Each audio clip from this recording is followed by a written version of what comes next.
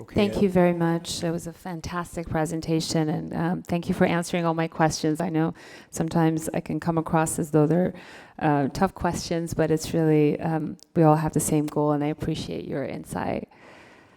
Other questions? Irma? Okay, thank you. Yes, it was a very comprehensive presentation, so thank you for it. And actually, my question was going to be in relation to the PLA and the connection that we plan to have with workforce development and with career technology and the PLA, so I'm glad that you answered that. But my other question is related to, I guess, alignment, and I noticed that we only have, right now, we only have, I guess, 4 programs that are transfer. 4 of the certificate programs also are transferable. Are you so we have 4 associate degree Right, for that are- transfer right. degrees, Sure. yeah, that are CTE coded with the TOPS code, yes. So are there any plans to develop more programs? I know that, I saw the whole list of certificates that you have, and I particularly was curious in terms of, I know the, let me see, I wrote it down here, the electrical, where there could be an alignment, let's say with the computer and electrical technology and even some of the architecture. Are there any plans to develop those into transfer? Every associate degree for transfer that is available for us to create in CTE has been created. So as you know, as the degrees are developed and as they become available to us with respect to templates, we are creating those degrees. And I'm going to look at Michelle. I believe all of our CTE transfer degrees are done. We're behind on a couple of our non-CTE transfer degrees that are available for us to create, that we need to create, mandated by the Chancellor's Office, but we are not behind on any of the ones that are available for CTE. Am I correct? Thank you. Okay. Yeah, and the reason that I ask that question is that oftentimes we get students that go into these certificate programs, and then they get into the labor force, and once they're there, they realize that in order to move up the ladder, they need more education.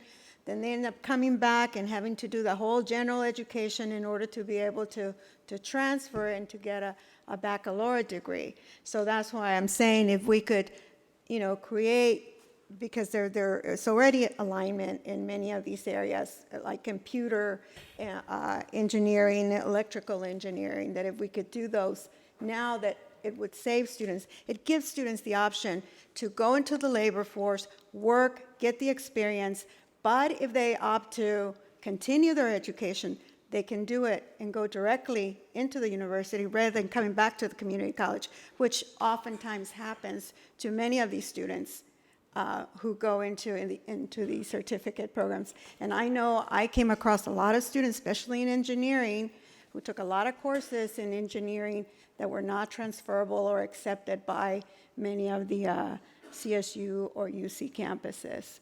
So when you're looking at the spreadsheet, I think that what you may be missing, and I'm just going to guess this, the second column are our associate degrees that are CTE top coded, and we have 47 of those.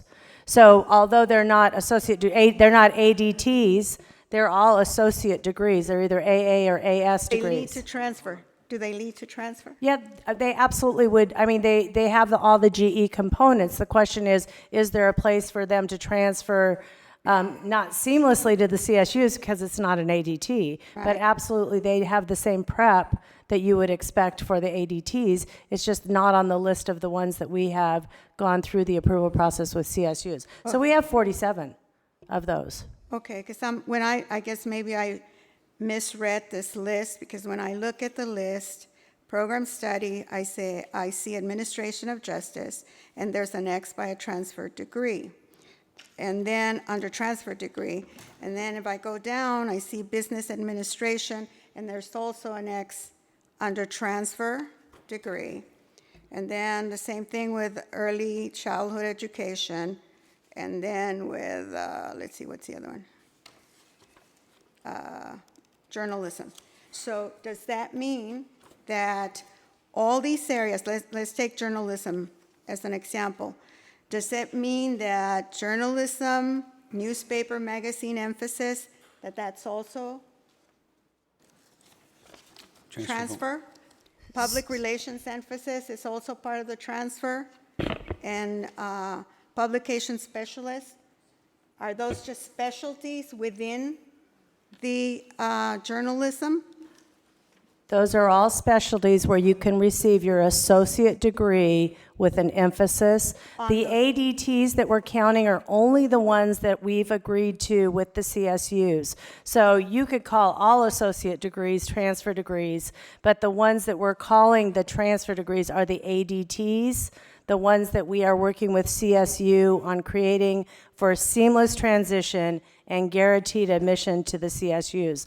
So all of the other associate degrees have all the same GE requirements. They're not the same. It depends on what GE pattern you use, but all of those are associate degrees, probably close to the 60-unit degrees. It's just we separated them out from the CSU transfer, and we're calling those transfer degrees, ADTs. The others are AA and AS degrees. Okay, got it. Thank you. You're Thank you for welcome. clarifying that. Other questions? If not, we will thank you very much for an excellent presentation in a very important area, and we will move on to 3.3, which is the 2016-2021 Strategic Plan for Transformational Improvement. Yeah, Where did we come up with this title? If I may, President Otto, I'll go ahead and just do a brief introduction of this as well. We're excited to be able to bring forward tonight to the board the introduction of our 2016-2020 strategic plan. I know as someone who's been here at the college for over 18 years, I can attest to the fact that we've made great progress in the various iterations of what we were formerly calling our educational master plan in focusing our efforts much more precisely on student success and completion and targeting that. So we're proud of the work that everyone has done so far, but I will let Dr. Begg present the fruits of our labor and talk about where we are going and take any questions you all have. Dr. Begg? Can I get a certificate in transformational improvement? After 6 years, we might be able to see if we can have that. So thank you, Executive Vice President Bynum, Board President Otto, trustees, Executive Committee, and members of the audience who are still remaining. This year marked the closing of the Educational Master Plan that we put into place at Long Beach City College in 2010-11. So as the college faces a new cycle of institutional planning, we present this strategic plan for transformational improvement as an invitation to our colleagues and community partners to join us in taking what we hope will be a giant leap forward in our collective capacity to advance the success of our students and the vibrancy of our communities. This plan is the result of more than a year of thoughtful analysis, engaged and impassioned dialogue, and collective dedication of hundreds of faculty, staff, and students. So I am very honored to have the opportunity to present this plan to you on behalf of all of those who contributed to it over the year. So this evening, I will highlight for you what went into the development of the plan, a summary of its key components, and how the college has begun to put into place steps for ensuring that the plan serves to guide collective and integrated action toward achieving the goals of the plan. So in May 2015, over a year ago, the college's College Planning Committee established a task force to oversee and lead the development of the new master plan. There are 11 faculty and staff that comprise this task force, which is co-chaired by our Academic Senate President, Karen Kane, and myself as the administrative co-chair, and the names of all of the members of that task force are listed here on the slide. So you have faculty, classified staff, and administration as part of that team. And as in the past at Long Beach City College, the development of the plan has included a review of the mission statement and college values. And since accreditation standards require that our local boards approve the mission statement, our modified mission is being presented this evening under a different agenda item. I think it's 10.1. But the work of reviewing and revising the mission statement and values was included as part of the larger review and revision of the entire strategic plan. Our task force, we held 10 meetings during the past academic year. In addition, we facilitated 3 open college-wide planning retreats and a 4-hour work session in April when the task force pulled together all the information the members had learned throughout the year from their own research and from colleagues. And in a moment, I'll highlight the activities that the task force led and the content of its study in developing the strategic plan. But first, I would like to highlight some of the initial decisions made by the task force. At the outset of our work, we decided that we needed to change the name of the planning document to more accurately reflect what the college had previously called its educational master plans. These had been high-level plans that outlined the strategic directions of the college at the highest level under which all major divisions operated. They were, in fact, institutional strategic plans. This meant that the task force itself needed a name change to reflect its work, so it was called the Strategic Plan Oversight Task Force, and that's what we're presenting tonight, is the 2016-21 Strategic Plan. The task force also decided to extend the time period the plan would cover. It used to have been for a 5-year planning cycle. Now it's going to be for 6 years, and that better aligns with the cycle of accreditation. So the new plan begins with the upcoming academic year and will close with the 21-22 year. And I just want to hopefully capture the sentiment of the Strategic Planning Task Force and all of those who contributed.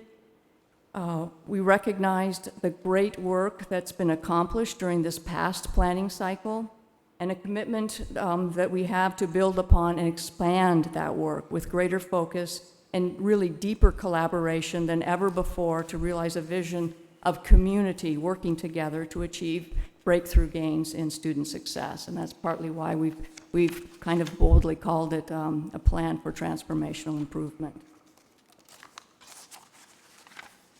So how did the task force go about the work in leading this effort?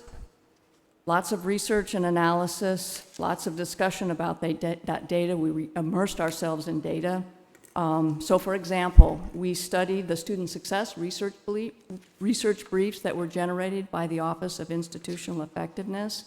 And it's been great to have the Board of Trustees ask for some of those briefs over the course of this year. We looked also at data from the community survey that was done back in December 2014. You may recall as part of the development of the college's strategic communications plan.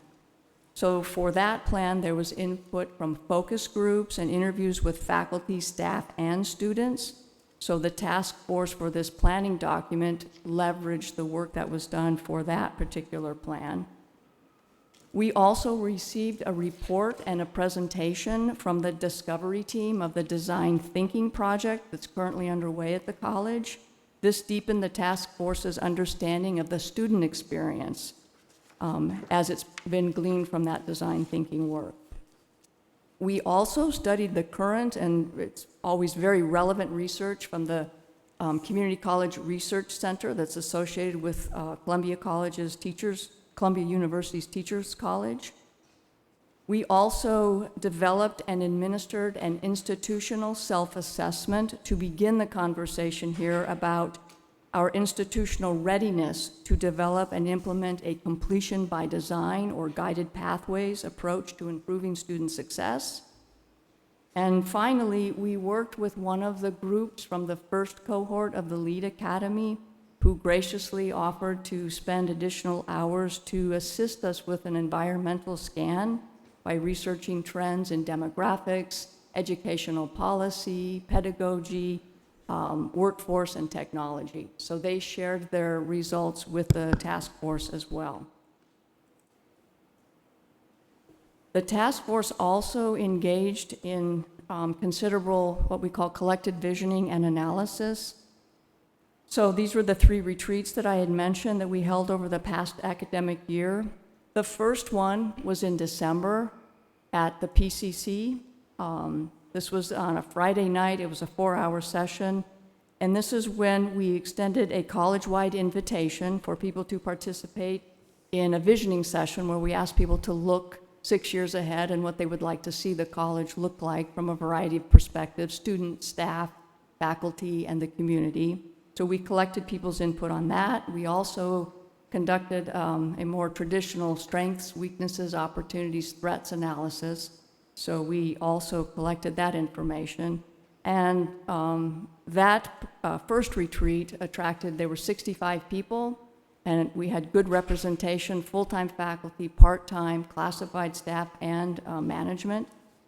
Our second retreat, we basically replicated the work of the first, doing visioning and the SWOT analysis with classified staff. These were administrative support staff for academic affairs and student support services. So we collected their input, and really there was such good participation, strong engagement through the entire, we're talking 4 hours on a Friday night. We kind of took the pulse of the participants. They wanted to continue the work. So that led to the third retreat, which happened in February at LAC. And that was really, we were tasked with trying to identify the strategic issues facing the college that we wanted to inform the strategic goals and directions of the plan that you currently see. So it's kind of hard to see, but basically that bottom slide is what we captured. The different colors represent the different teams that contributed to their understanding of our strategic issues. And in the center was basically a culmination, and what all of the groups kind of agreed upon were 6 major strategic themes, and they read communication, processes, culture of inclusion, equity, community, and infrastructure. And you should recognize each of these in the final plan that we'll get to in a moment.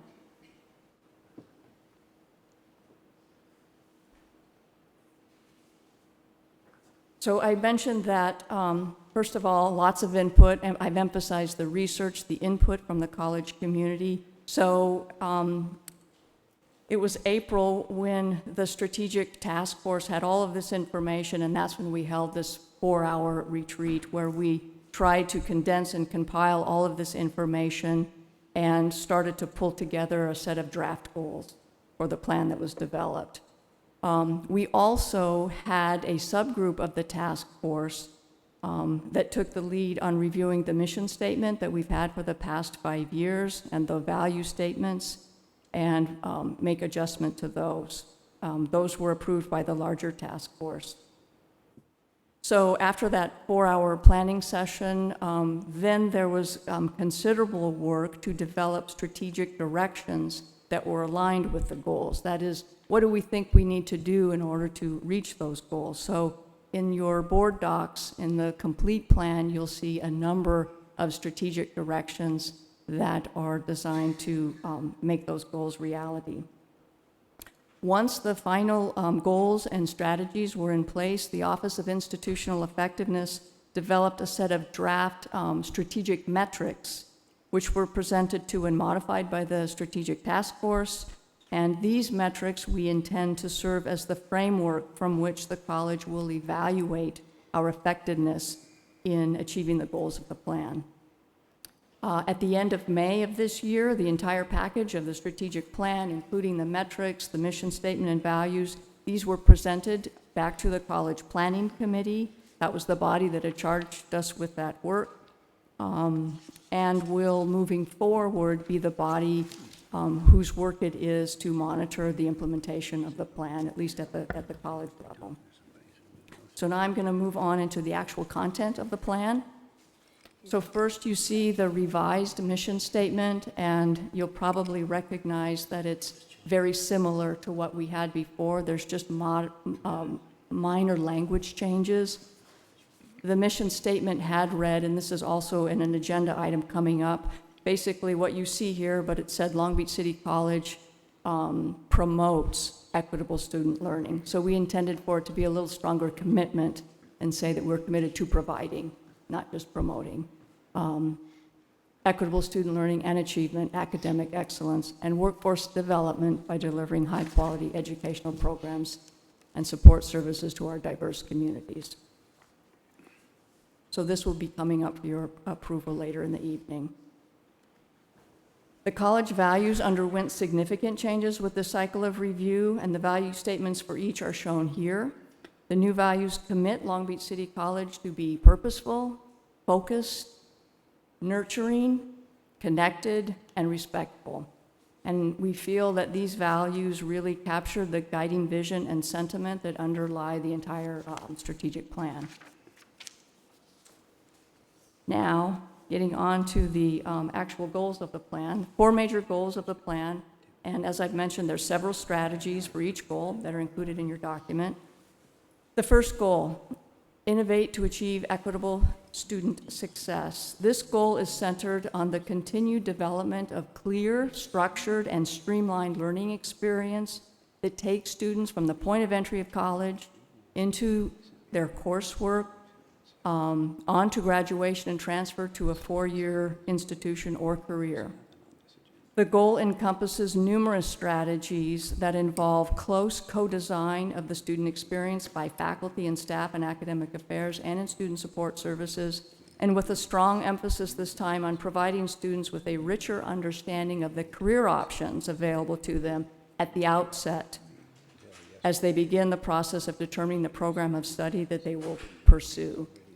And I think one of the clearest examples of the work that we've already done that aligns with this first goal is the ADTs. Those are very streamlined. We've already seen from our local research that they're shaving excess units and time that it requires students to complete a degree and go on to transfer. It's just enhancing that and building in more supports along the entire pathway of students from entry to completion. The second goal, accelerate college readiness. This goal acknowledges the challenge that Long Beach City College, among other community colleges in the state and really across the nation, that we face to support our students by providing them with the skills and knowledge needed to succeed in college-level coursework. You've seen presentations that look at the college readiness requirements just to get students into college-level coursework. And this goal is all about continuing the work that we've begun to do this so that students can get college ready as efficiently and effectively as possible.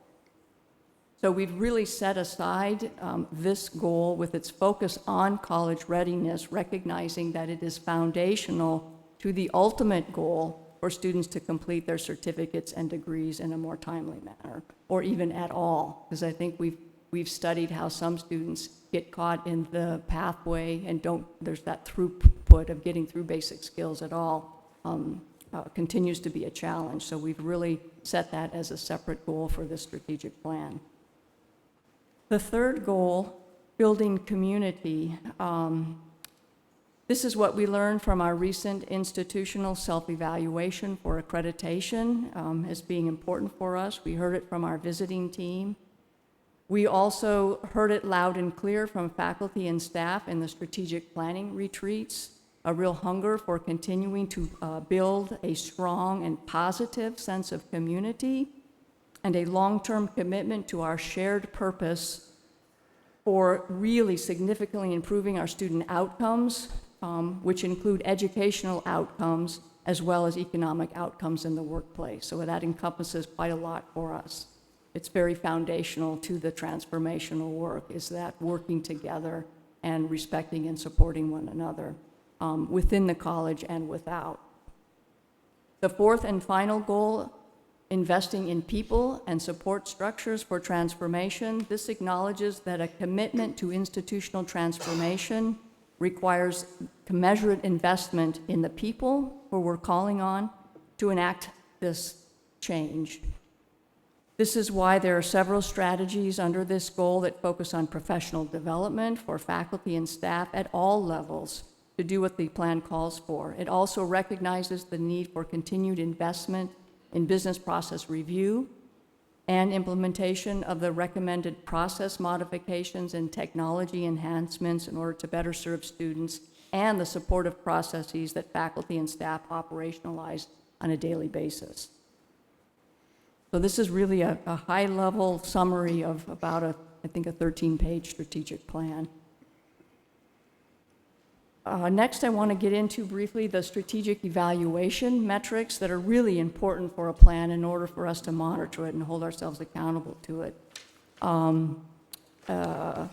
The framework that you see here follows the completion by design framework. Some of you might be familiar with that, which identifies the discrete phases that the student follows through their educational experience: connection, entry, progress, and completion.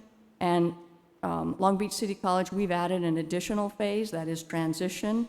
That phase is to capture the plan's strategic intention to increase the bachelor degree completion rate for our transfer students, and to support improved job placement rates and increased wages for our students.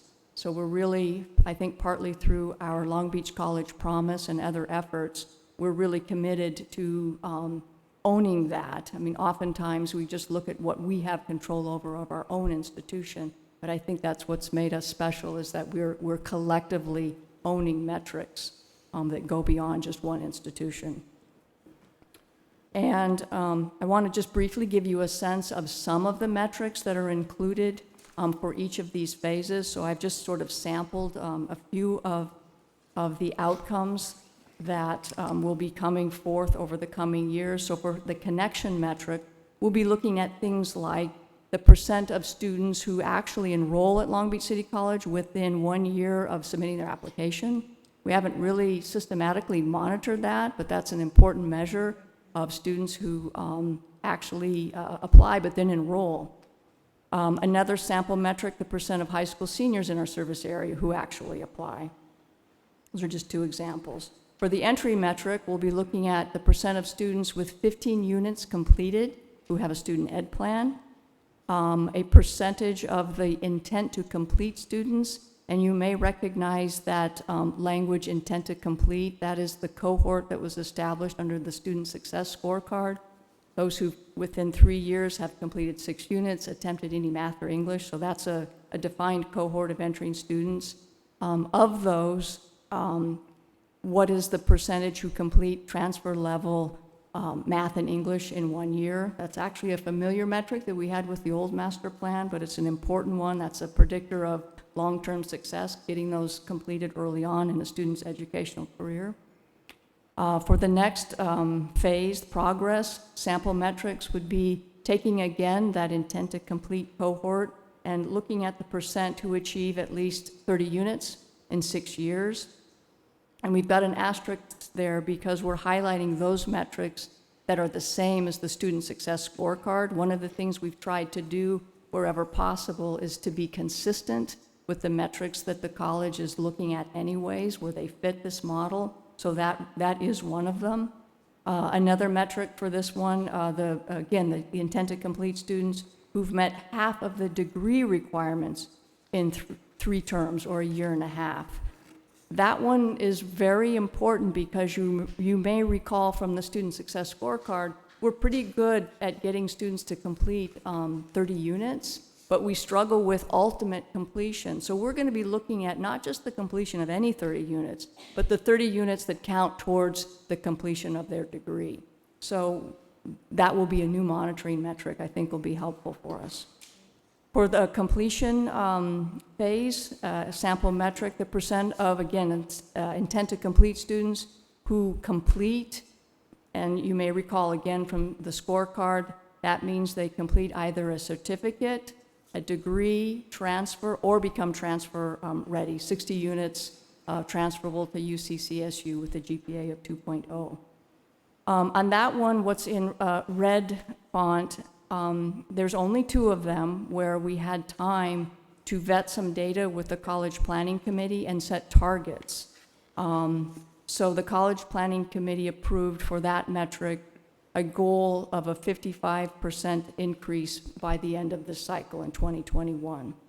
Another completion metric is the count of annual awards in a given year. This is another one that we set a target for, and the CPC approved a goal of 1,500 degrees by 2021. So that'll be a process ongoing for us to set targets for everybody to use to monitor. We just didn't have the time for there to be enough input from faculty and staff to study the data that we have ready to go in fall for us to set targets, and that will become another part of the strategic plan. Finally, the last metric, a couple examples, the percent of our transfer students who achieve a bachelor's degree within 4 years after they transfer. And again, in the interest of consistency, this is one of the metrics that we are accountable for our Innovation for Higher Education Award that we're participating together with LBUSD and Cal State Long Beach. So we wanted to include that in the plan as well. And again, another example for this metric, the percent of our skills builders who have a medium wage increase after they've completed coursework. And again, the asterisk signifies that that is consistent exactly with one of the metrics from the scorecard. So this will be an ongoing part of the work is evaluation.